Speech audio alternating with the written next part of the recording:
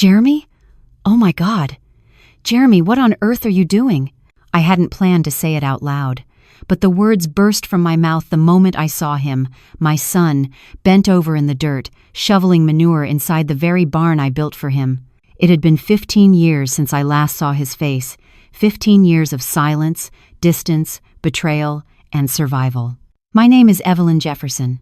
I am a mother, a nurse, and once, I was the rightful owner of 3,000 acres of prime Montana land. I built that ranch with my late husband before he passed from a stroke. It was meant to be a sanctuary, a place of legacy and love. But life doesn't always keep its promises. 15 years ago, I went to Africa with a medical nonprofit, responding to a call for help in remote communities. I only planned to stay 6 months. Then came the delays, the funding shortages, the political unrest, and when I tried to return well, I discovered I no longer had a home to come back to. My younger sister Diana, who promised to watch over things while I was gone, had taken everything. She forged documents, told my son I'd run off with stolen money, and seized control of the ranch. With the help of her husband Robert and a crooked lawyer, they scrubbed me from my own life. And Jeremy, my beautiful boy, once full of dreams, now stood before me with hollow cheeks and tired eyes, so weathered I nearly didn't recognize him. Jeremy froze. He turned slowly, gripping the shovel like a weapon.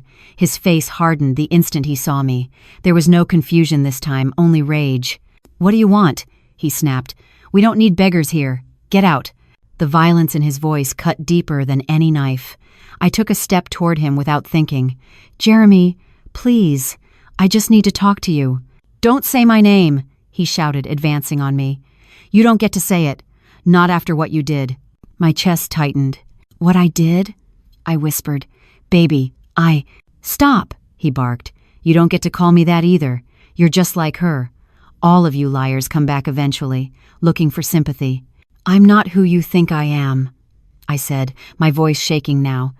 "Jeremy, listen to me. I'm your—" "My what?" He laughed bitterly. "My mother? She died 15 years ago. Or maybe she ran off. Depends which version you believe. Either way, she's gone." The barn seemed to spin. "I didn't abandon you," I said quickly, desperately. "I tried to come back. I wrote letters. I called. I never stopped thinking about you." "Liar!" he roared. His eyes burned with a fury that had been fed for years. "Do you have any idea what you left behind? Debt collectors, lawyers, shame. You destroyed my father. You killed my mother with stress and lies." Every word was a blow. I could barely breathe. "Jeremy, please, someone lied to you. I was trapped. I was locked out of everything. 18 Evers." He stepped closer until I could see the cracks in his skin, the exhaustion etched into his face. "You stole from us," he hissed. "That's what they said. You took the money and disappeared to play saint in Africa while we starved." Tears streamed down my face now. I reached for him instinctively, and he slapped my hand away. "Get off this property," he said coldly, "before I call the sheriff." That was when Diana's laughter echoed from the porch. "Oh, this is rich," she drawled. "I told you they always come back." She stood there, my younger sister, dressed in spotless white, holding a glass pitcher of water like she was watching a show. Her lips curled into a cruel smile as she took in the scene, Jeremy shaking with anger, me standing there broken. "What's going on?" she asked innocently. "This woman is trespassing," Jeremy said. "She's sick. She pretends to know me." Diana's eyes flicked to mine, sharp and amused. "Oh, I know exactly who she is," she said softly. "Just another vagrant looking for a handout." "I'm not," I whispered. "Diana, you know I'm not." She walked toward me slowly, savoring every step. "You hear that, Jeremy? She knows my name. Isn't that funny?" "She's crazy," Jeremy said. "Send her away." Diana stopped inches from me. "I told you," she said quietly. "Your mother was a fraud, and look at you now still falling for sob stories." Before I could react, she lifted the pitcher and threw the water straight into my face. It soaked my hair, my clothes, my skin. The cold shocked me into silence. Diana laughed. "Cool off," she said, "and get off my land." Jeremy turned away, disgust written across his face. "I don't want to see her again." I stood there, drenched, humiliated, My heart shattered into pieces I wasn't sure could ever be put back together. This was worse than being forgotten. This was being hated. As I stumbled away from the barn, I caught a glimpse through the kitchen window. A little girl stood there, holding a dish towel far too big for her hands. Dark curls, tired eyes. She watched everything. My granddaughter. That night, I slept on a broken cot behind the tool shed Diana allowed me to use. My body ached, my clothes still damp, my face burning with shame. But sleep never came, because now I understood the truth. They hadn't just taken my property. They hadn't just stolen my name. They had poisoned my son against me, and they were using my granddaughter as collateral. And as I lay there listening to the wind scrape against the walls, one thing became painfully clear. If I didn't fight back, my family would never be free. If this broke your heart too, hit the like button and tell us in the comments where you're watching from. Someone near you might be watching too. I woke up with the sting of cold water still clinging to my skin and the memory of Jeremy's voice echoing in my ears. Get off this property. The words settled into my chest like stones. Every time I blinked, I saw his face twisted in disgust. I had imagined this moment so many times during those long nights in Uganda, praying for a reunion, rehearsing the words I would say when we saw each other again. But I never imagined it would start like this. The shed they let me sleep in was no bigger than a janitor's closet, musty, dark, and filled with rusted tools and the smell of old oil. A single cot, lined with burlap sacks, sat in the corner. My back ached from the hard frame, and my clothes were still damp from Diana's little performance the day before. But I wasn't leaving. Not yet. Not until I understood how deep the damage had gone. At dawn, I stepped outside. The Montana air was sharp and clean, but it couldn't wash away the bitterness that clung to the ranch. From my position by the shed, I watched Jeremy move through his chores like a ghost, feeding the horses, cleaning out the troughs, stacking hay. His steps were slow, methodical. There was no joy in his labor, only survival. I followed the gravel path around the back of the house and caught sight of the girl again, Maya. She stood on a stool at the sink, washing dishes in water that looked too hot for her delicate hands. Her shoulders were hunched, her eyes fixed on the soap bubbles like they were the only safe thing in her world. A kitchen staff uniform hung loosely on her tiny frame. She couldn't be more than 9. Diana barked something from across the kitchen, too muffled for me to hear, and Maya flinched, nearly dropping a plate. I recognized the flinch. I had seen it too many times in the field, children in war zones, in slums, in shelters, bracing for the next blow. That girl was being raised in fear. I needed to know more. I needed a way back into this house, not as Evelyn Jefferson, mother and sister, but as someone they wouldn't see coming. That night, I left the shed and made my way down to the road. An old Ford pickup passed by, and I flagged it down. It was a local rancher named Clayton McGee.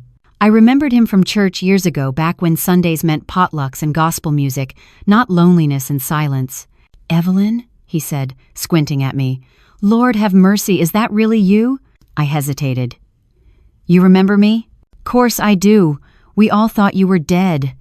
He stared for a long moment. "What in God's name happened to you?" I didn't tell him everything, just enough.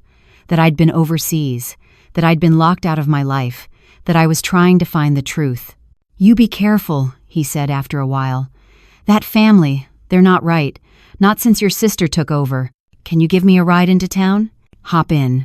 At the local diner, I waited in the back booth and dialed the only number I had memorized from the old days. 3 rings. Then a familiar voice answered. "Evelyn?" "Gideon," I breathed.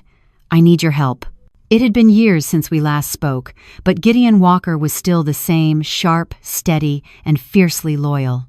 A retired prosecutor who now worked in private investigations.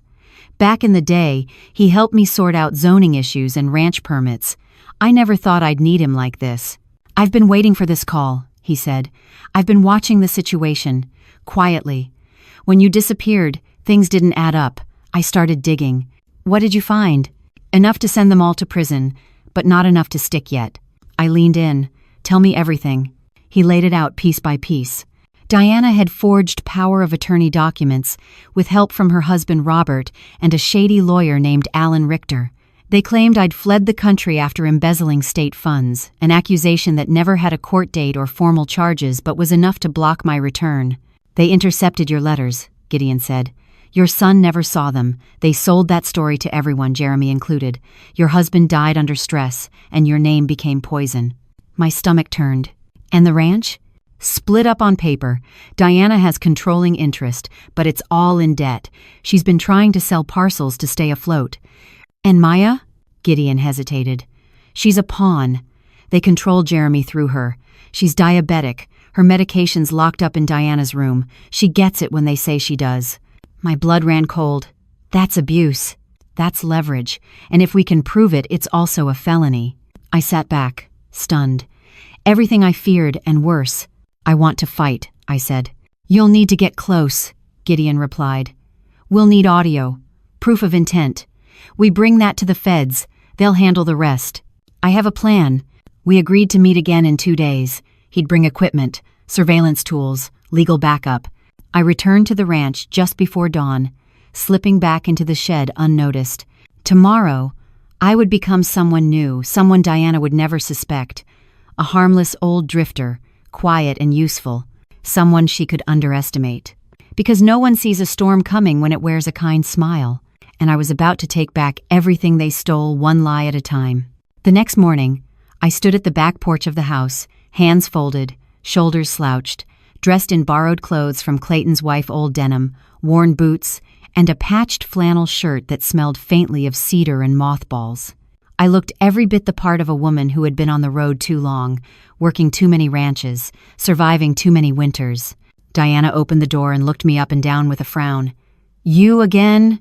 She said. Yes, ma'am, I answered softly. I slept in the shed like you said. Figured I'd earn my breakfast. She didn't respond immediately. I could see her calculating behind those icy blue eyes. She thought she'd humiliated me. She thought I'd go away, maybe tell some story in town, disappear again. But I hadn't, and that bothered her. You can scrub the back steps, she said finally, nodding toward the wooden porch caked in mud. When you're done, take the trash to the pit down by the trees. No dawdling. Yes, ma'am, I repeated. She liked the obedience. She liked the silence. That's why I gave her both. Jeremy passed me on the way to the barn, eyes low, face blank. I didn't try to speak to him this time. He looked like a man carrying a world of guilt on his back, and I was the ghost of everything he didn't want to face. I let him go.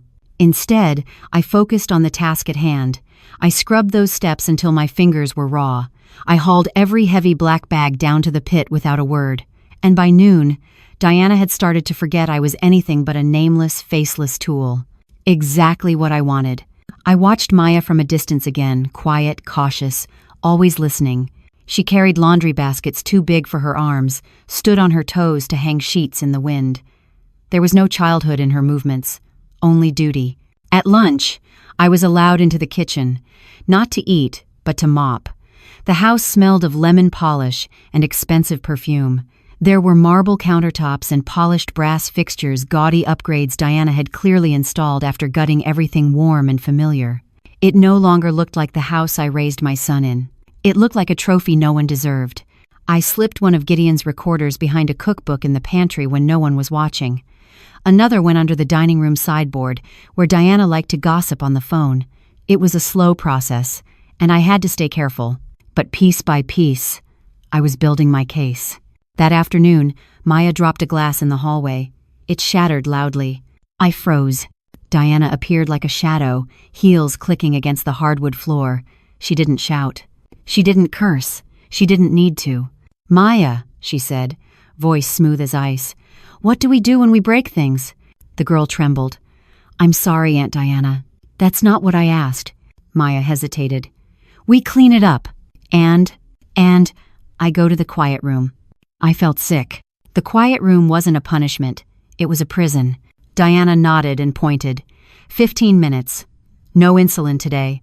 Maybe you'll learn to be more careful. I wanted to scream. I wanted to throw the broom and drag that child into my arms. But I couldn't yet. Instead, I followed Maya down the hall, pretending to sweep. I waited until Diana turned away. Maya, I whispered as the girl reached for the basement door. Do you want me to bring you something later? Maybe a story? She looked at me, confused. Then softly she nodded. Okay. The door shut behind her. I heard the lock click, and my heart cracked again. That night, I sat in the shed with my notes. Gideon would arrive tomorrow. We'd start transferring files and recordings. But tonight, I allowed myself one page a letter I never got to send 15 years ago. Dear Jeremy, I never left you. I was taken from you. And I have carried your name in my heart every day since. Love, Mom. I folded it carefully and placed it in the bottom of my bag. One day, when he was ready, I'd let him read it. Until then, I had work to do, because my family was still under her roof. And the only way to bring them out was to burn the whole damn lie down. The next morning arrived in silence, except for the sound of hooves echoing against the wooden fence and the distant creak of the barn doors. I had already been up for an hour, sweeping the back path and checking for any sign of Gideon's arrival. We had agreed on this day. He would come as a representative from a fictitious buyer interested in investing in the ranch. That was our opening. I carried a bucket of soap water across the gravel when a black sedan pulled into the circular driveway. It stood out like a crow among chickens, polished, sleek, and definitely not from town. My heart jumped. He was here. Diana stepped out onto the porch, robe cinched tight, her face smug. She adjusted her sunglasses and gave a little smirk. Visitors, she said with a hint of satisfaction. Don't mess up the front steps again. I'm not having them see dirt like yesterday. Yes, ma'am, I murmured. Gideon emerged from the car dressed in a tailored gray suit and sunglasses that hid most of his face. He walked with quiet confidence, briefcase in hand. A man playing a part slick, urban, and rich enough to be taken seriously by someone like Diana. Mrs. Rivers, he said with a warm, fake smile. Thank you for taking the time. I heard the property is quite a piece of land. Diana practically purred. It's not just a ranch, it's a legacy. I nearly choked. Jeremy came out of the barn a few moments later, hair damp with sweat, boots caked in mud. He paused when he saw the car but said nothing. Gideon glanced at him briefly, our silent agreement, but made no move to approach. Jeremy kept his head down and returned to work. It broke my heart. I kept scrubbing.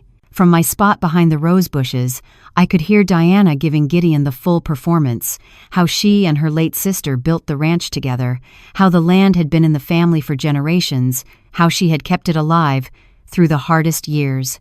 Lies. Every word of it. She had inherited nothing but paper and power, and now she was selling it off, piece by piece, to cover her lavish lifestyle.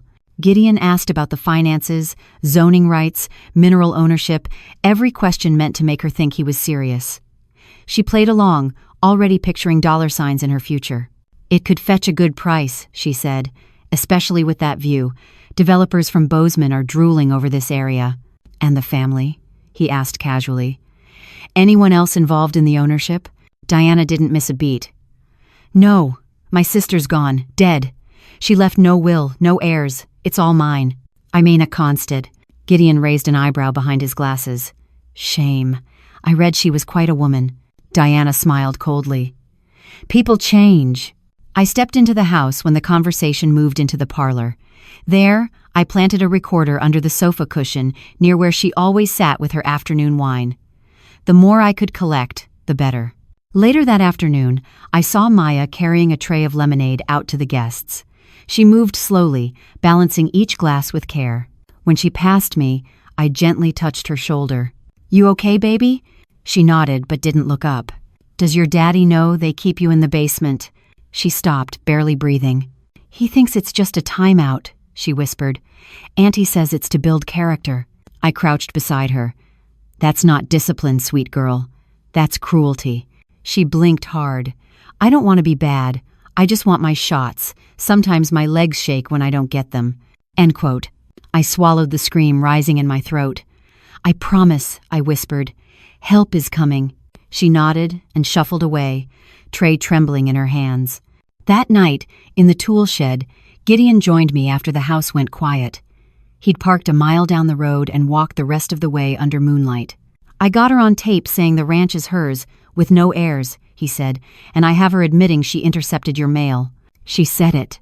Word for word. She laughed about it. It's now. I pressed my hands together. We're getting closer.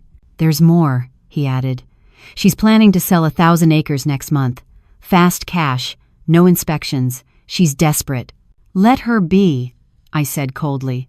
The more greedy she gets, the faster we close this. Gideon handed me a small velvet pouch. What's this? An audio pin. You wear it. When you talk to Jeremy, record everything. I don't think he's ready to listen. Then don't speak like his mother. Speak like a stranger. A friend. I nodded. Tomorrow, Gideon said, standing, we start recording everything. I watched him disappear into the darkness. The shed door creaked shut behind me, and I leaned back against the wall, listening to the wind rustle the leaves outside. Diana thought she was invincible. Jeremy thought I was dead. Maya was fading in silence. But I was still here, and tomorrow I would speak. It took me the better part of a week to get Jeremy to look me in the eye again. I didn't push. I didn't try to explain. I just showed up, quiet, reliable, always working. I mended the chicken wire that had been sagging for years, cleaned out the clogged gutters no one noticed, fixed a broken hinge on the barn door. I asked no questions. I offered no opinions. And eventually, he started leaving things for me, a mug of coffee on the porch, an extra biscuit on the barn bench, a clean pair of gloves left hanging near the tool shed. It wasn't much, but it was more than I had a week ago. The audio pin Gideon gave me rested on the inside collar of my shirt. I wore it from dawn to dusk, hoping to catch a moment, any moment where Jeremy would speak openly about his life here, but he kept most of it bottled up, until the rain came. Montana storms arrive like judgment, no warning, no mercy. That afternoon, thick clouds boiled over the mountains, and the sky cracked open like glass. I was hauling hay under the barn overhang when I saw Jeremy struggling to cover the open feed bins. I ran to help without a word. We worked fast, pushing tarps, tying corners, water soaking us both to the bone. When it was done, we stood breathless, side by side under the shelter. Jeremy looked over at me, brow furrowed. You ever work a ranch before? Some, I answered. All over, New Mexico, Arkansas, mostly small stuff. He nodded, then looked away. You're not like the others. What others? People who come through here. They're either lazy or scared. You're neither. It is now with... I smiled softly. Maybe I've just seen worse. His face darkened. Yeah, maybe. He kicked a bale with the toe of his boot. This place, it used to be beautiful, you know. I heard that. My dad, he wanted me to run it someday. Said it was supposed to be a legacy. He let out a bitter laugh. Now look at me. You're still here, I said. Still fighting. He shook his head. I'm not fighting. I'm just surviving. There's a difference. I stayed quiet. My aunt says I owe her, he continued. Says Mom left us buried in debt, and Diana kept us from ending up on the street. Says I should be grateful.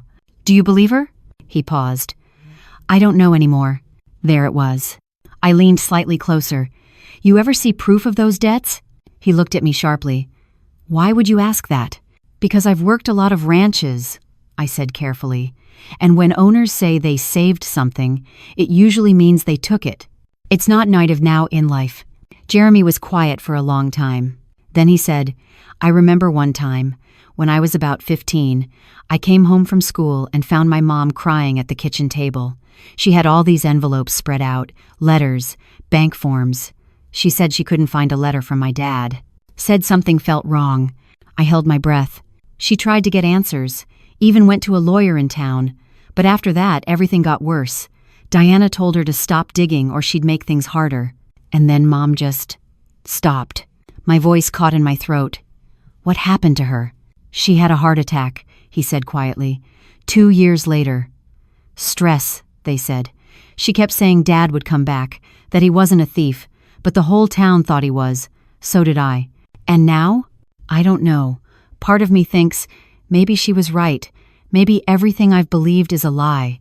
A crack of thunder split the sky. Rain hammered the roof above us. I never blamed her, he whispered. But I hated him.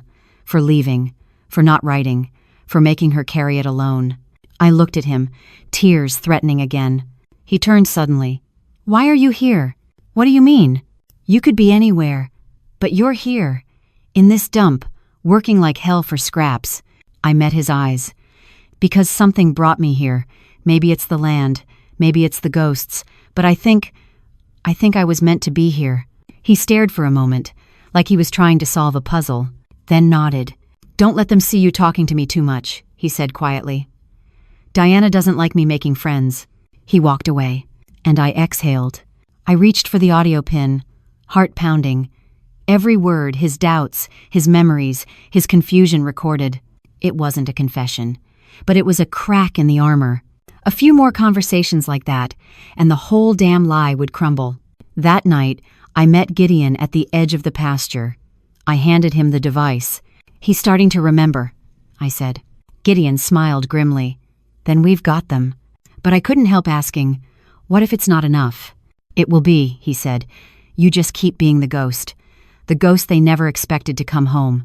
It happened just after dusk, when the sky was fading from gold to bruised blue, and the cicadas were beginning their low, restless song. I was scrubbing the mud off Maya's tiny work boots behind the barn, trying to offer her a few minutes of quiet between chores, when we heard the sharp crack of flesh hitting flesh. It echoed. We both froze. A moment later, Jeremy stumbled out from the side of the house, holding his cheek, red blooming across his skin. I stood up so fast my knees popped. Maya gasped. "Daddy?" Jeremy's hand trembled at his side. His eyes were distant, dazed, like a man who'd just been pulled from underwater. I rushed toward him. "What happened?" He didn't answer. Behind him, Diana stormed across the yard in designer heels that sank into the dirt, still holding her wine glass. Her voice was a blade. "You do not speak to that woman. Do you understand me?" She didn't even look at Maya. Her fury was locked on Jeremy. "I told you to keep your mouth shut," she spat. "What were you saying to her? Huh? Another sob story? Another fairy tale about your worthless father?" Jeremy straightened. His face was pale, his jaw tight. "I was just talking," he muttered. "That's all." Diana turned to me. "And you," she sneered. "You are done here. I knew it the second you walked onto this property. You're a snake, just like her." I blinked. "Like who?" She laughed bitterly. "Don't play dumb. You know exactly who I mean." Her words were laced with something ugly. She knew. Or at least, she suspected. I steadied my voice. "I'm just trying to help." She threw the wine in my face. The sting of it, cheap and acidic, hit my eyes, my mouth, my pride. Maya screamed. Jeremy didn't move. I wiped my face slowly, breathing hard. "You don't get to help," Diana hissed. "You're nothing here. You're no one." She spun on her heel and marched back toward the house, calling over her shoulder, "And if you're still on this land tomorrow, I'll have you arrested." "It's got it." I turned back to Jeremy, who hadn't said a word. "Maya," he said quietly, "go inside." "But..." "Now." She obeyed, clutching her boots to her chest. When she disappeared, I looked at him. "Jeremy." He avoided my eyes. "You shouldn't have talked to her. Now she'll punish Maya."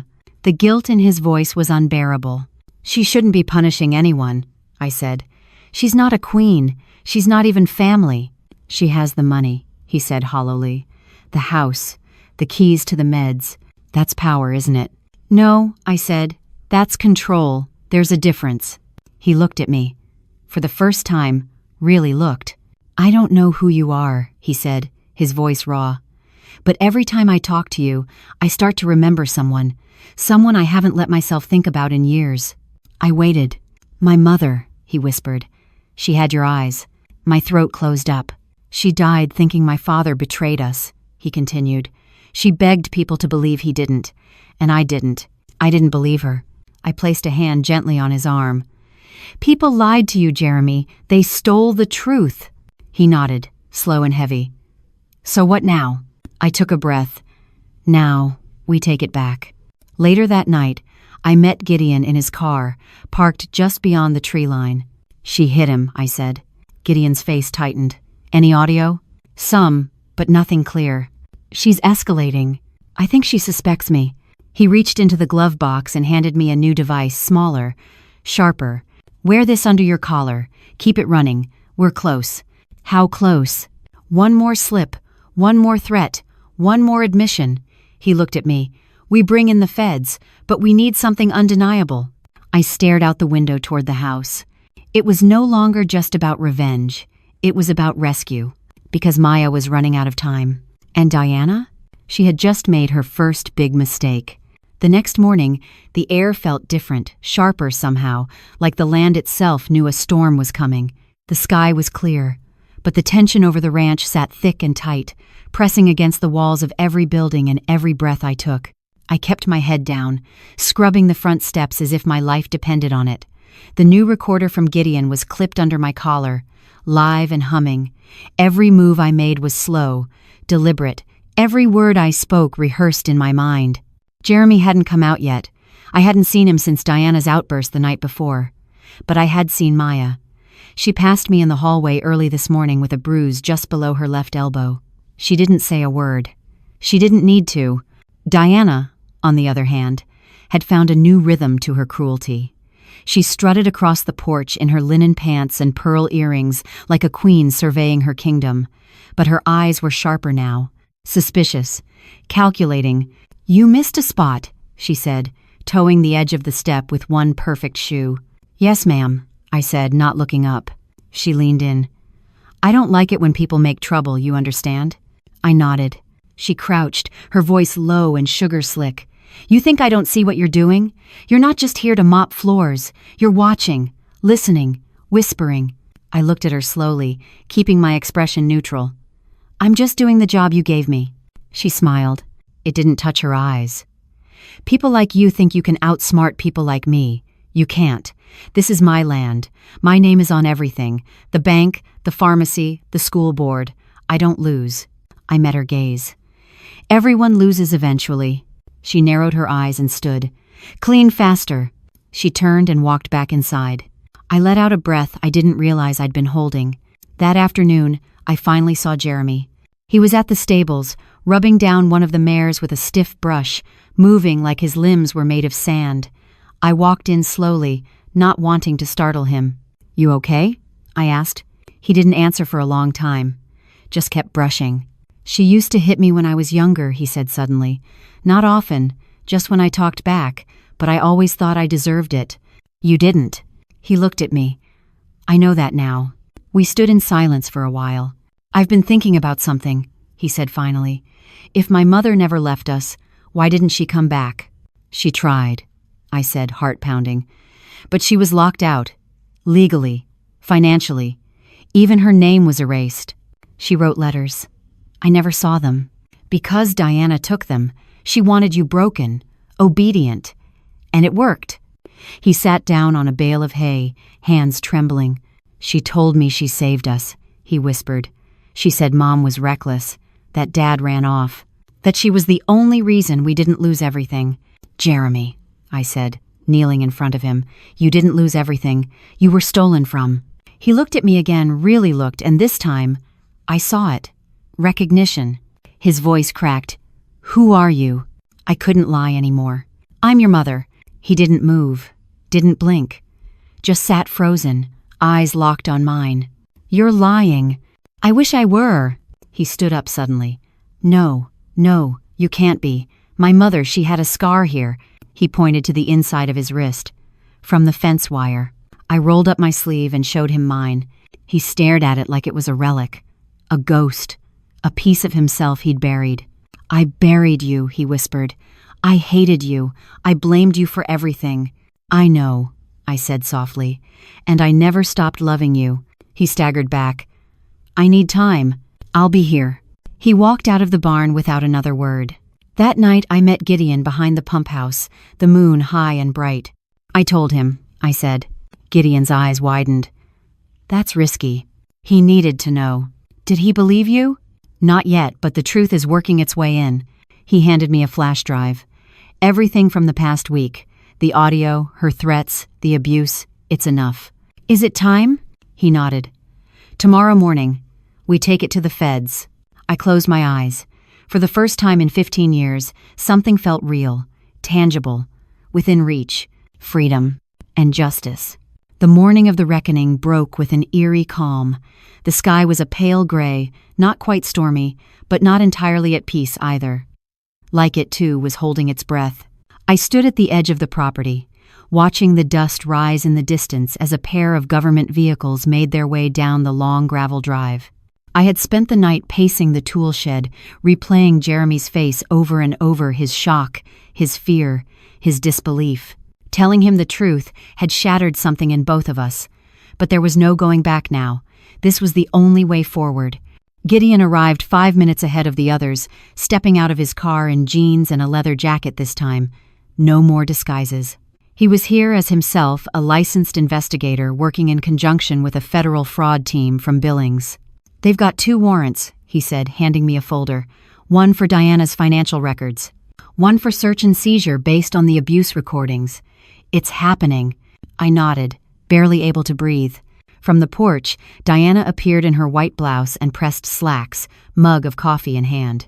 She squinted at the approaching vehicles with mild annoyance, then confusion. Then suddenly her posture stiffened. She knew. Jeremy stepped out onto the porch behind her, looking more alert than I'd seen him in weeks. He wasn't dressed for work.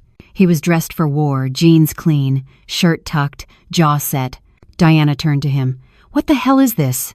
He didn't answer. The agents got out of the vehicles. Suits, badges, briefcases. Calm, professional, lethal in their certainty. "Mrs. Diana Rivers?" one of them asked. "Yes?" Her voice cracked. "We have a warrant to search the premises and seize all financial and legal documentation regarding Jefferson Ranch and its associated properties. You are under investigation for fraud, unlawful asset acquisition, and obstruction of justice." "What?" she gasped. "This is a mistake. I own everything. It's all mine." "Ma'am," the agent said firmly, "please step aside." Jeremy moved out of the way. Slowly, deliberately. Diana spun toward him. "You did this. You brought them here." He looked at her with calm disdain. "No, the truth did." She slapped him. The sound rang out across the yard. But this time, Jeremy didn't flinch. He didn't step back. He simply looked at her like she was already gone. The agents escorted Diana inside. I stood still, hands clenched at my sides. This wasn't over. Not yet. There were still loose threads, bank statements, old deeds, testimony, but the avalanche had started. I turned when I felt eyes on me. Maya stood by the barn door, holding her stuffed rabbit. She looked at me wide-eyed. I walked toward her slowly. "She's in trouble," Maya whispered. "Yes," I said gently. "And you're safe now. Will I go away too?" I knelt beside her. "No, sweet girl. You're going to stay with your daddy, and he's going to stay with you." She glanced toward the porch. Jeremy was still standing there, watching the agents work. Maya looked back at me. "Are you my grandma?" I smiled through the tears. "Yes, I am." She wrapped her little arms around my neck and didn't let go. Later that day, after the agents had loaded box after box into their vehicles and left with Diana in the back of a black SUV, Jeremy and I sat under the old elm tree by the stable, the one his father planted the year we bought the ranch. He hadn't said much. Neither had I. Finally, he broke the silence. "She lied about everything," he said. I nodded. "I let her." "No," I said. "You were a child. You did the best you could with what you were given." He stared out at the fields. "She almost made me believe my own mother was a monster." I looked at him, eyes full. "And now?" He turned to me. "Now I know who she was, who you are." There was a long pause. "You coming back?" he asked. "For real?" "If you'll have me." He nodded. "Maya needs you. I need you.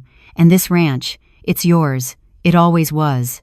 The wind moved through the grass like a sigh of relief. For the first time in 15 years, the land felt like home again. 3 days after Diana's arrest, the ranch felt like it had exhaled for the first time in years. The heavy cloud of fear that once loomed over every barn beam and porch rail had lifted. The silence was no longer suffocating, it was peaceful. Even the horses seemed calmer, their movements less agitated, as if they too could sense the shift. But for Jeremy and me, healing didn't come as quickly. We spent most of our time working in parallel, not in conversation. The rhythm of the ranch became our therapy, feeding, fixing, mending. The land had always been honest. It gave back what you gave to it. And for people like us, that was the closest thing to redemption. Maya followed me around like a quiet shadow. She didn't speak much, but her presence was constant soft steps behind me in the kitchen, small hands passing nails when I repaired the fence, her head leaning gently against my arm during quiet moments on the porch. Every gesture said what her words didn't.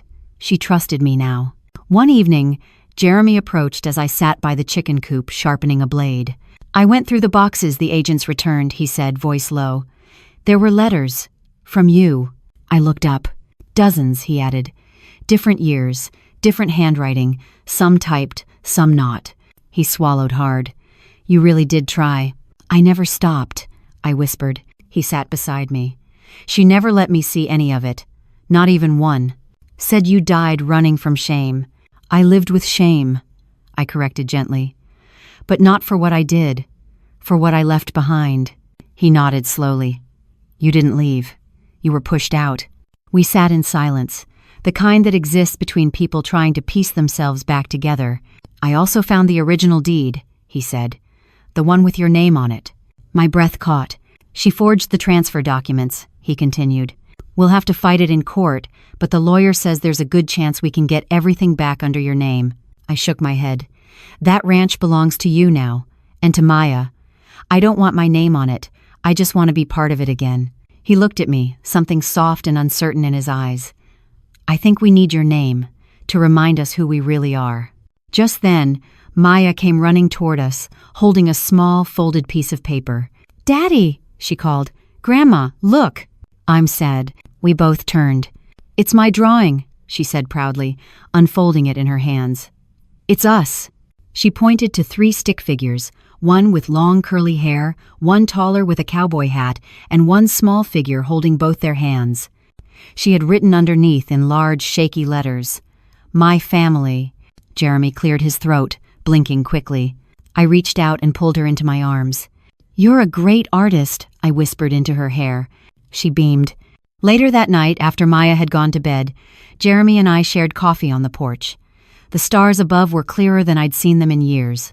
No smog, no city lights, just Montana sky stretching endlessly overhead. "There's one more thing I need to ask you," he said suddenly. I looked over. "Why Africa?" The question caught me off guard. "I needed to matter somewhere," I said honestly. "After everything Diana took, after I was erased, I had nothing left here. But over there, people needed help, and I could give it." He nodded slowly. "You saved lives there." I did. But I never stopped mourning the life I lost here. He looked down at his coffee. "You have a second chance now. So do I." Then, with a wry smile, he added, "You're not a bad ranch hand, you know. Bit slow with the hay bales, though." I laughed. It was small, but real. "I'll get stronger," I said. "We all will." And for the first time since I returned, I believed it. It was early autumn when the first letter arrived. Jeremy found it in the mailbox, tucked between the latest seed catalog and a local newspaper. The envelope was plain, addressed to him with no return address. But the seal was official thick cream paper, the kind no one uses unless it comes from a courtroom. He brought it inside, handed it to me without a word, and watched as I peeled it open with hands that suddenly trembled. Inside was a formal summons. Diana was contesting her arrest and filing a motion to reclaim partial control of the estate, claiming unlawful detainment, coercion, and mental instability due to stress and grief. "She's not giving up," Jeremy said bitterly. "She never does." I exhaled. "I didn't expect her to." He looked at me. "Are we ready for this?" I folded the letter and laid it flat on the table. We better be. The next few days moved like a current, dragging us downstream. Lawyers, filings, affidavits. Gideon worked overtime, securing documentation from the federal agents who'd conducted the raid. The evidence was strong, but Diana's legal team was experienced and ruthless. They painted her as a grieving aunt, a misunderstood woman who had tried to hold a fractured family together. The narrative was slick, rehearsed, dangerous. "I'm worried about Maya," Jeremy said one night. "If she hears any of this." "She won't," I said firmly. "We'll protect her, with everything we have. I have ready percented." Still, I caught Maya listening at doors, peeking around corners, eyes too knowing for her age. One night, I found her in the barn, curled up in the hay with her rabbit in her arms. "Is she coming back?" she whispered. I sat beside her. Maybe. But if she does, she won't be able to hurt you anymore. She used to say Daddy wasn't strong enough without her, that he'd lose everything. I looked at her, heartbreaking. Your daddy is stronger than she ever was, and he has you. That's what makes him unstoppable. Maya nodded but didn't speak again. The pretrial hearing was scheduled for the end of the month. A small courthouse in Bozeman. I hadn't set foot in one since the day I lost my name. Jeremy wore a suit that didn't quite fit.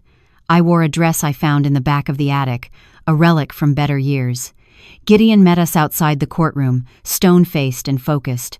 Her lawyer is going to try to rattle you, he warned. Don't let them. I'm graded. I've faced war zones, I said. I can handle this. Inside, Diana sat at the plaintiff's table, perfectly composed, dressed in black like she was the widow of a tragedy she orchestrated. She looked at me as I entered, her gaze flat. No surprise. No fear. Only hatred. The judge began the session. Diana's lawyer, a slick man with a tie too shiny for a courtroom, argued that her arrest was politically motivated, that the evidence was circumstantial, that she had no history of fraud. That I, Evelyn Jefferson, was a disgraced woman who had faked her disappearance and returned only to steal what didn't belong to her. Objection, Gideon said. That's a personal attack. Sustained, the judge said without looking up. Then it was our turn. Gideon stood and delivered every piece of evidence, like a scalpel recordings of Diana threatening me, video of her yelling at Maya, signed documents with forged signatures, and testimony from neighbors who had witnessed her cruelty. But the final blow came from Jeremy. He stood slowly, hands shaking, and looked Diana in the eyes. She told me my mother abandoned me, he said. She said she died in shame. I believed her. I lived with that grief for years, but none of it was true.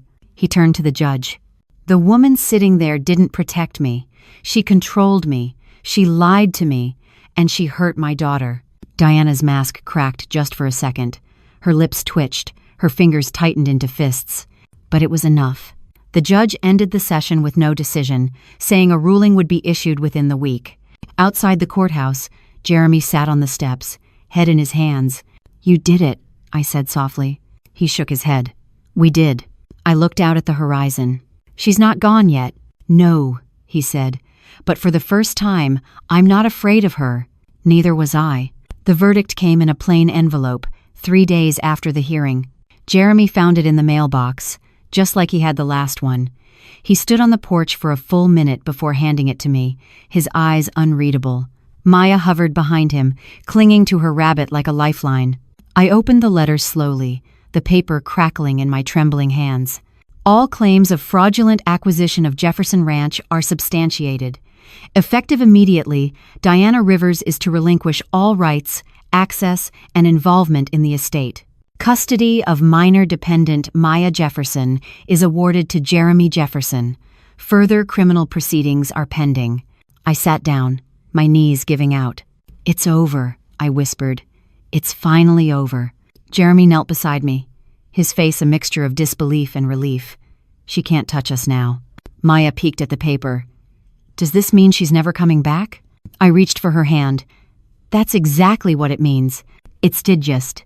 We held each other for a long while, the three of us, wrapped in the silence of victory. But even in that moment of peace, I knew this wasn't the end. Winning a case didn't erase scars. And the ghosts Diana left behind weren't going to vanish just because the law said so. That evening, we burned the last of Diana's belongings, her monogrammed robes, the photos she'd plastered around the house, even her wine glasses. Jeremy built a fire pit in the back pasture and stood in silence as the flames consumed what remained of her reign. Feels symbolic, he muttered. It is, I said, but it's not closure. That takes time. I don't even know how to start, he admitted. You already have. You chose the truth. The next morning, we began the slow work of rebuilding. We cleaned the house from top to bottom, stripped the gaudy wallpaper, removed the gold-framed mirrors Diana insisted on placing in every hallway. We took the kitchen back to what it once was, simple, warm, functional. The farmhouse was no longer her monument. It was our home again. Jeremy reopened the ranch accounts in both our names. He insisted. I don't want to do this alone, he said. I never did. I started cooking again, real meals, not the cold toast and lukewarm coffee Diana used to bark orders over. Maya helped me shell peas and roll dough. We played music in the evenings, laughed more than we used to, and even adopted a stray dog that had been lingering by the fence line for weeks. We named him Lucky. But healing wasn't linear. One night, I found Jeremy sitting alone on the porch, staring at the stars. His hands trembled slightly, the way they used to when he was younger, and trying to hide his fear. "Can I ask you something?" he said. "Anything. Do you ever... I feel guilty for surviving?" I sat beside him. "Every day." He looked down. "I didn't protect her. My mother. I believed the worst of her. And she still loved you. Even now?" I nodded. "Especially now." He closed his eyes. "Then I'll spend the rest of my life earning that." "You already have." We stayed there until the sky lightened with dawn. Explans, with a starting the fine as note is and day, the tartan nefter of the time an of the fine isn't. A week later, Gideon came to visit. He brought the final documents. The ranch was officially ours. No appeals, no loopholes, no ghosts left in the paperwork. He also brought something else. "A letter," he said, handing it to me. "From Diana." My stomach clenched. I opened it slowly. It was short, neat handwriting, cold. "You may have won the ranch, but you'll never erase me from his mind. I am part of your legacy now." I folded the letter without a word. "What did she say?" Jeremy asked. "Nothing worth repeating." He didn't press. That night, I burned the letter in the fireplace. Diana might live in memory, but she would not live in this house. Not anymore. And as the paper curled and blackened, I whispered to myself, "You were never the legacy." Fall settled across the Montana Valley like a blessing. The mornings were crisp, the light golden, and the trees blazed with color deep amber, crimson, and rust. It was harvest season, and for the first time in years, the ranch was alive with motion that didn't feel like survival. It felt like purpose. Jeremy took to the fields like he was born for it. Maybe he was. He had his father's stride, his calm way of handling animals, the quiet pride that came from fixing a gate with your own hands or coaxing life from dry earth. And Maya? She bloomed. She ran barefoot through the pastures, helped stack firewood with surprising strength, and wrote poems in a little notebook she kept hidden in the hollow of the old apple tree. Every evening she read us one, cheeks pink with pride, her voice shaking a little less each time. I began to feel something I hadn't allowed myself in years. Hope. But healing, I was learning, came in waves, and sometimes it crashed when you least expected it. One afternoon, while cleaning out the storage room beside the attic, I found a cardboard box labeled Family. Inside were photographs I hadn't seen in decades. Polaroids of a younger me holding baby Jeremy, pictures of my late husband standing beside the barn, even snapshots of birthday cakes and Christmas trees before the world broke apart. At the bottom, I found one photo that didn't belong. It was of Diana and Jeremy. He must have been 16, smiling stiffly on the porch. Someone had written in black marker across the bottom, "The only family left." My chest ached. I showed the photo to Jeremy that evening. "She did that after she told me you were dead," he said, voice flat. "Made me burn the others." "She wanted to rewrite your history," I murmured. "She almost did." I placed the photo in the fire. Together, we watched it curl, blacken, and vanish. But the next day, something unexpected happened. A woman came to the gate. She wore a wool coat and a nervous smile, holding a small suitcase and a folder of papers. Her name was April, a social worker from Bozeman. She looked from me to Jeremy and back again. "May I speak with you privately?" she asked. "Inside, over a pot of coffee," she explained.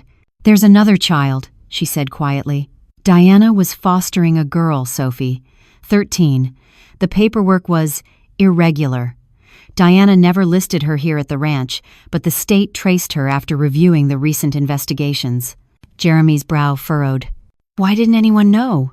"She was hidden," April said. "Kept off-grid, homeschooled, controlled. We only found her after Diana's accounts were frozen.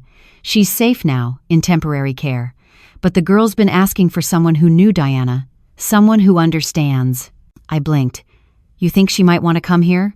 She has no other family, but she's fragile, afraid. She doesn't trust adults." Jeremy and I exchanged a long look. Maya peeked from the kitchen, listening. That night, we talked. I don't know if we're ready, Jeremy admitted. We're still figuring us out. I nodded. But maybe we're the right ones because of that. Maya looked up from her drawing and said simply, "She can have my room. I'll sleep with Grandma." We all laughed, but in her eyes, I saw something steady and brave. She wanted to pay forward what she'd been given, a second chance. They remember Sangers that on con. There's another wind of Avers and predicted my adamant. 3 days later, Sophie arrived. Thin, pale, guarded.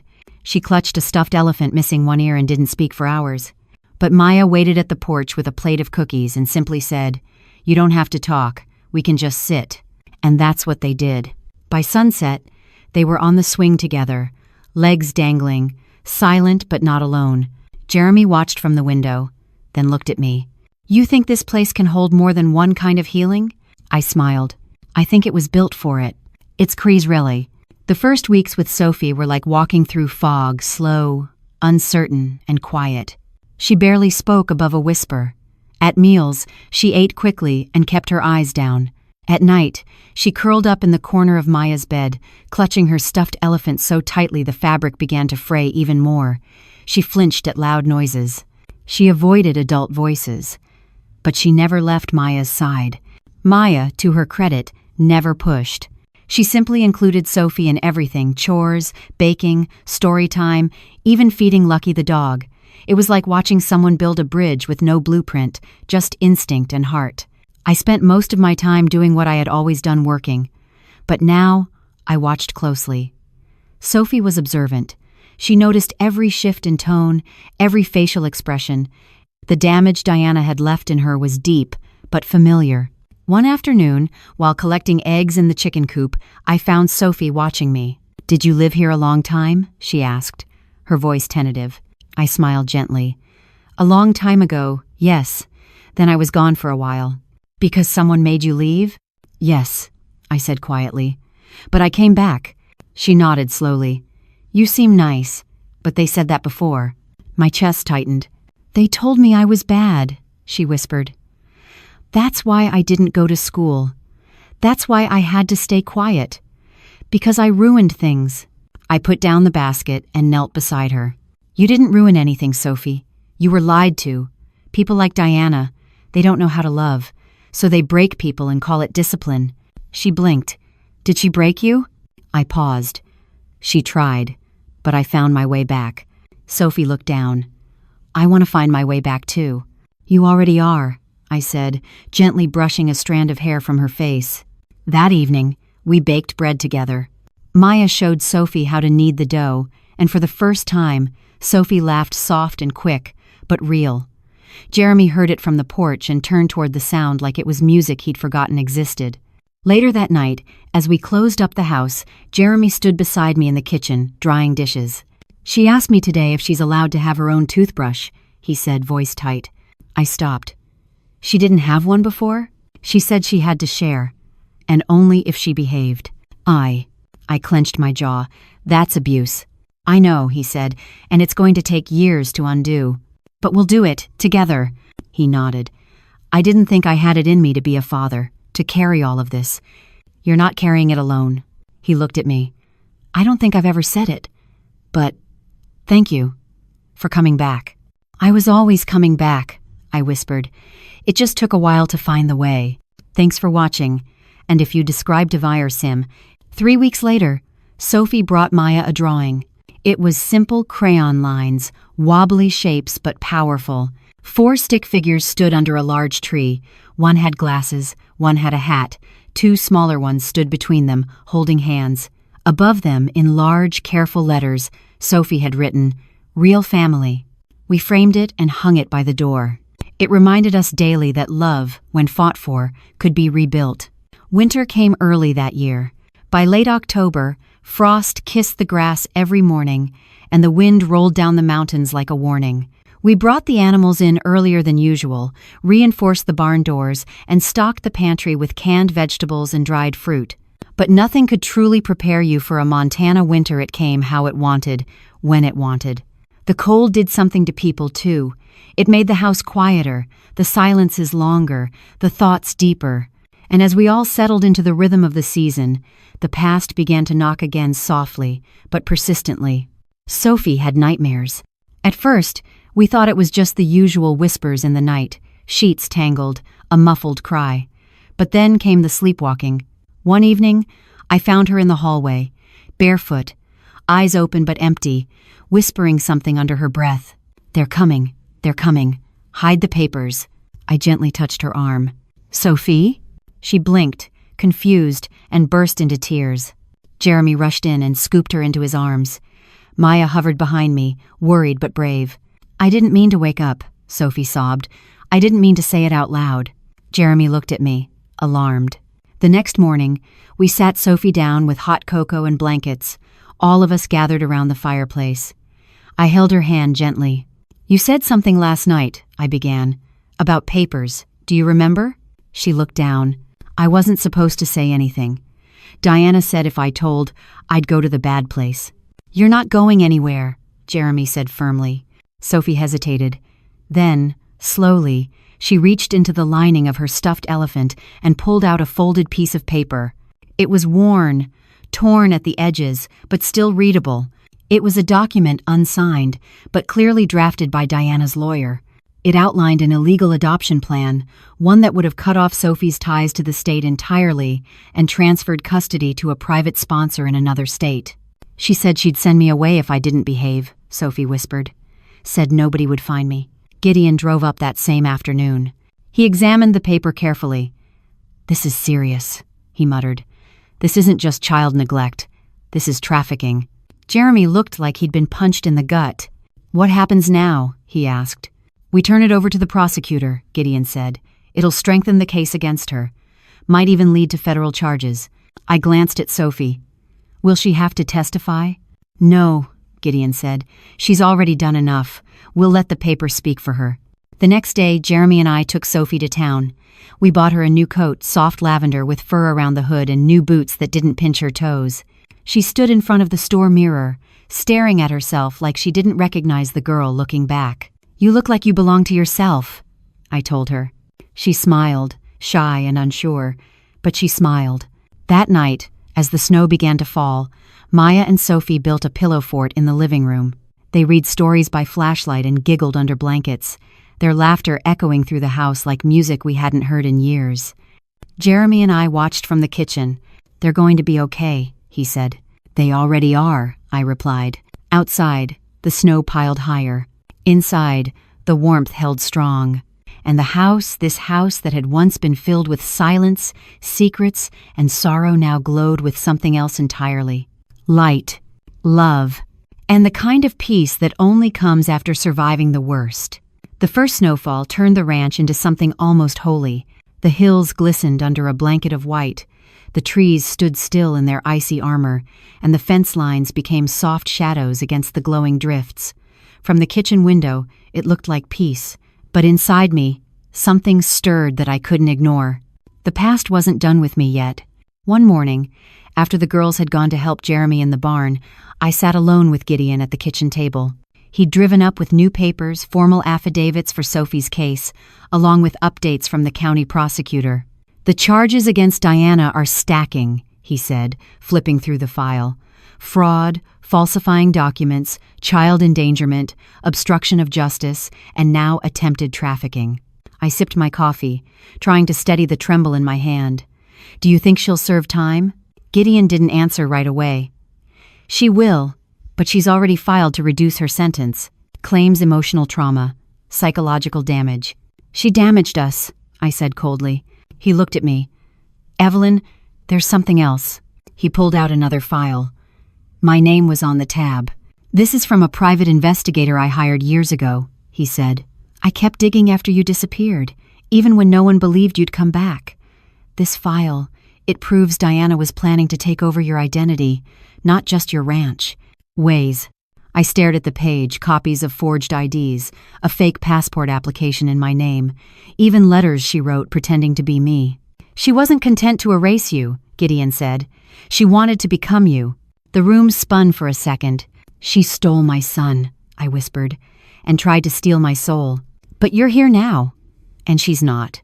I closed the file and placed my hand over it. This needs to go to the press. Gideon blinked. Are you sure? I want people to know what she did. I want other women, other mothers who've been silenced to know they're not crazy, that people like her exist, and they can be beaten. He nodded. I'll make the call. That night, after dinner, I told Jeremy everything. About the false identity, about the life she almost lived as me. He was quiet for a long time. Then he said, She used to wear your perfume. I looked up. When I was young, he continued, she kept your picture on the wall but told me never to ask about you. Said it was to remind me what betrayal looked like. I felt the tears before I realized they were falling. She twisted everything, he whispered. But I remember your laugh, your voice when you read bedtime stories, the way you always tucked the blanket under my feet. I reached for his hand. That's the real story, and we're going to keep writing it. Anyway said. 2 weeks later, a reporter from Helena News Weekly arrived. She sat in our living room, a notebook in her lap, a gentle voice filled with sincere curiosity. I told her everything, not just the facts but the feelings, the helplessness of being erased, the ache of being forgotten, the strength it took to return and reclaim not just a ranch, but a son, a granddaughter, and a girl no one knew needed saving. Jeremy told his story too. So did Maya and Sophie, though, in their own words, simple and pure. The article ran 2 weeks later. The headline read, Mother Returned. The Quiet Fight for Justice on Jefferson Ranch. The photograph was of all of us on the porch, Jeremy standing tall, Maya and Sophie holding hands, me in the middle with my arms around them. We framed the article and hung it above the fireplace. I was at Praises Mince. That Sunday, neighbors began to arrive. Some brought pies. Others brought tools, hay, fresh meat from hunting trips. A few brought nothing but themselves and apologies. I should have known something was wrong, one man said. We believed her. We didn't ask questions. You're asking them now, I replied. They came to help winterize the barn, to offer rides to town, to sit and listen. It wasn't much, but it was enough. We weren't just a family now. We were part of a community again. And this time, we weren't invisible. The first Christmas together came like a soft whisper, no fanfare, no extravagance, just quiet joy layered into every corner of the house. We didn't have a giant tree or expensive decorations. What we had were strings of popcorn garland that Maya and Sophie made by the fire, handmade ornaments cut from scraps of old fabric, and a cardboard star wrapped in tinfoil that we placed at the top of a modest pine Jeremy had cut from the back of the property. The warmth didn't come from gifts. It came from the way Jeremy sang under his breath while chopping wood, the way Sophie giggled while chasing Lucky through the snow, the way Maya spent an entire afternoon writing a poem titled A Home That Chose Me. It came from the smells, cinnamon, pine, fresh bread. It came from the stillness, the rare, beautiful stillness that told us the worst was behind us. On Christmas Eve, we sat around the fireplace, drinking hot cider, our toes wrapped in wool socks, our hearts fuller than we thought they could be. Jeremy stood and held up a glass. I used to think family was something you were born into, he said. Now I know it's something you fight for. We raised our glasses. To the ones who came back, he added, eyes meeting mine, and I nodded. And to the ones who found their way home. It's no stime. That night, after the girls had gone to bed, Jeremy and I sat by the tree in silence for a long time. He handed me a small, wrapped box. Inside was a silver locket. On one side, a picture of him as a baby. On the other, a new photo of all four of us in the snow. Sophie mid-laugh, Maya grinning, Jeremy standing behind me with his hand on my shoulder. I never had a picture of us, he said. Now I do. I couldn't speak. I just clutched it to my chest. His brights as the daughter Vend. In early January, a letter arrived from Diana's lawyer. She had accepted a plea deal. 10 years in prison with no chance of parole for the first 5. She had waived all rights to appeal the custody decisions and agreed to terminate her guardianship of Sophie. Jeremy read the letter in silence, then set it down and walked outside. I followed him. She's gone, he said, staring across the snow-covered pasture. Really gone. She's where she put herself, I replied. He turned to me. "Do you think she ever loved me?" I didn't answer right away. I said finally, "she loved control. And she confused that with love." He nodded slowly. "That's not the love I want to give my girls," he said. "And it's not the love they're getting." 75 next time, and that was problems with another passive dot. In February, Maya got sick. Just a cold, but enough to make her stay home from school for 3 days. Sophie refused to leave her side. They watched old cartoons, built pillow forts, and made up stories about magical horses that lived in the attic. On the second night, I came into the room to check on them and found them both asleep, heads resting together, Sophie's hand holding Maya's. Beside them was Sophie's notebook. I peeked inside. She had drawn a picture. 2 hearts wrapped in ribbon, with the words "Safe Now" written underneath. I closed the book and kissed both their foreheads. "And where Arcane? And where Arcane, where Arcane?" By spring, the frost began to retreat. Grass peeked through the snow. Birds returned to the fence posts. The air changed lighter with the promise of warmth. And so did we. Jeremy began planning a community garden. Maya wanted to raise goats. Sophie asked if she could start painting the barn doors just for fun. I said yes to all of it, because that's what we were now. A family with plans, with permission to dream. And no matter what the world threw at us next, we had already survived the hardest part, coming home to ourselves. The earth woke up slowly. By late March, the ranch was buzzing with new life. Green buds on trees, tiny hooves in the barn, and the soft rush of water from melting snow. Spring didn't just arrive, it resurrected. And with it came something I hadn't felt in a long time. Joy. We planted a vegetable garden behind the house. Not much, just rows of carrots, tomatoes, lettuce, and some sunflowers for Maya, who insisted the yard needed happy faces. Jeremy spent his mornings tilling soil and his afternoons teaching Sophie how to use the wheelbarrow without tipping it over. Every evening, we sat together on the porch, 4 mismatched chairs, 1 dog curled at our feet, and a view that reminded us we were lucky. But the past still had one more letter to send. It came in a cream-colored envelope, addressed in perfect cursive, Evelyn Jefferson. Inside was a single page. Not from Diana. From Robert, her husband, the man who had signed many of the fraudulent papers, the one who had stayed silent through it all. "I know I will never be forgiven," it read, "but I also know what I stood by and allowed. Diana was not the only villain. I was a coward. I didn't stop her. I didn't protect Jeremy. I didn't stop what she did to Sophie. But I've spoken with the prosecutors. I've told them everything. My testimony may not save me, but maybe it will solidify the justice you've already fought for." He had signed it simply, "I'm sorry, for all of it." Jeremy read the letter beside me. He said nothing for a long time. Then finally, he was there, the whole time, watching. "Yes," I said softly. "I don't know if I hate him more for doing it or for doing nothing. You don't have to choose. Some wounds don't divide neatly. It is well tate off." He looked out at the pasture where Maya and Sophie were chasing butterflies. "They'll never know that kind of betrayal," he said. "Not from me. You broke the cycle, Jeremy. That's everything. But this is the dawn is, with that would be instated in better, and never this parting." By April, Sophie asked to go to school. Her first day was filled with nerves, new clothes, a new backpack, and a tight grip on Maya's hand as they stepped onto the school bus together.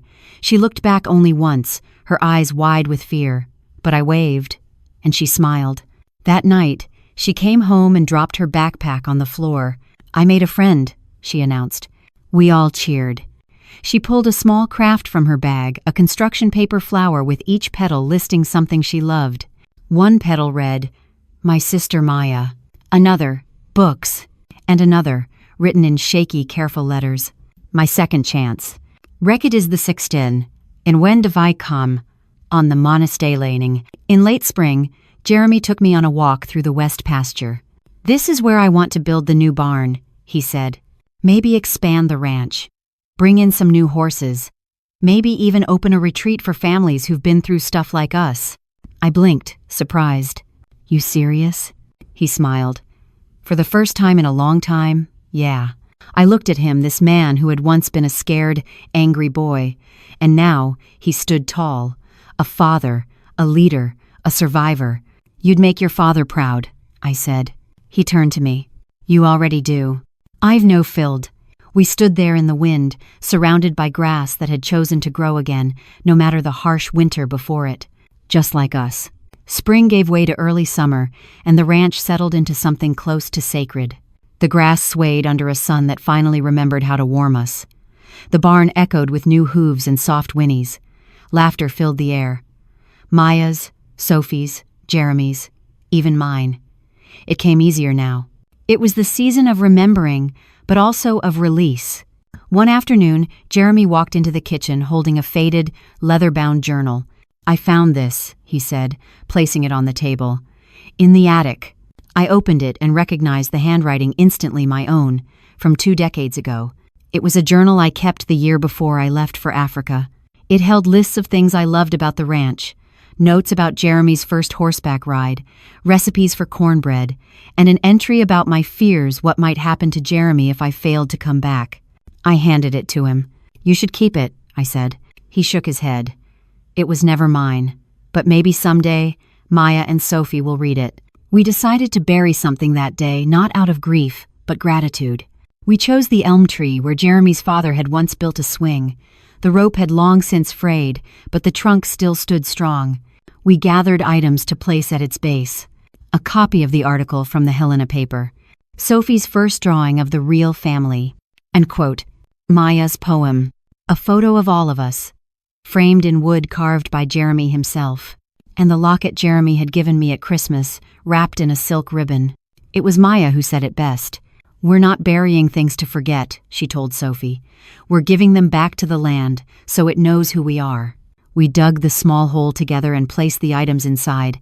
Jeremy covered it carefully, patting the earth like a father tucking in a child. When it was done, we stood in silence. And then Sophie spoke. "Do you think the tree will remember?" Jeremy knelt beside her. "The tree has been here longer than all of us. It remembers everything." She nodded, satisfied. And the 60 noun. That night, we hosted a community bonfire. Neighbors came from all directions, some walking, some driving pickup trucks, all carrying something to share. There was chili, baked pies, homemade cider. Music played on an old speaker, and someone even brought a fiddle. We danced. Under stars, barefoot in the grass, with the fire crackling and laughter spilling into the night air. For a moment, there was no past, no pain just now. Just us. Gideon arrived late, as he often did, holding a plate of lemon bars. He walked up to me and smiled. "You did it," he said. "No," I replied. "We did." He looked toward the fire, where Jeremy was swinging Sophie in his arms while Maya chased the dog around the chairs. "Not bad," he said. "For a woman everyone thought was gone." "Maber." "Not bad," I agreed. "This is an Alavis 80 take and is actual backed willed." At the end of the night, after the fire died down and the guests had gone, Jeremy, the girls, and I sat on the porch watching fireflies blink in the dark. "What now?" he asked. I looked at him, then at the girls, wrapped in quilts and sleep-heavy in our arms. "Now we live," I said. He nodded. The ranch was quiet again, but not the kind of silence that haunted us for years. This was different. This was peace. And peace, I'd learned, was not the absence of pain. It was what we built around the pain, what we choose every day, despite what we've lost. This ranch wasn't a monument to the past anymore. It was a promise. That love, when fought for, would return. That family, when mended, could grow stronger at the broken places. And that just as quiet, steady, undramatic could finally feel like home. This story teaches us that even after years of silence, loss, and betrayal, healing is possible. It reminds us that love is not defined by blood alone, but by the courage to return, the strength to forgive, and the choice to rebuild. Justice may not always be loud, but when it finally arrives, it restores dignity, reunites families, and allows hope to take root again.